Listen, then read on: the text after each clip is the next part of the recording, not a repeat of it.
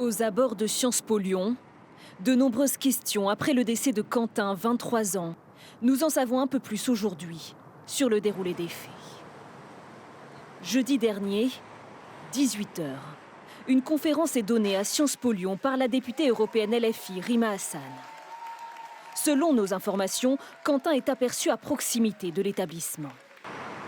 Après 18 h 30, tout proche, au 11 rue Victor-Lagrange, une trentaine de personnes se retrouvent face à face.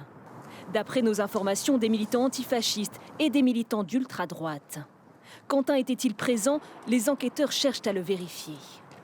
Cet homme raconte à notre équipe une scène extrêmement violente. Je vois deux groupes distincts, à peu près avec 3-4 mètres d'écart, en position de risque. On attendait qu'ils attendaient un départ ou un top pour faire violence.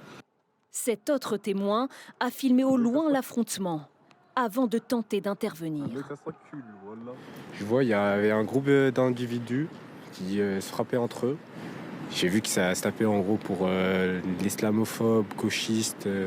Quand on est venu les voir et tout, en gros, et j'ai vu qu'ils ne voulaient pas nous dire, raconter ce qui se passait. Est-ce ici que Quentin aurait subi de violents coups à la tête, provoquant une grave commotion cérébrale? 19 h 50, à un peu plus d'1 kilomètre de là, au 31 quai Fulchiron, les secours interviennent. Son pronostic vital est engagé.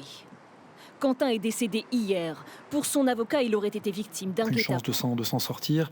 Les coups ont été assénés alors qu'il gisait au sol. Plusieurs coups de pied sur la boîte crânienne.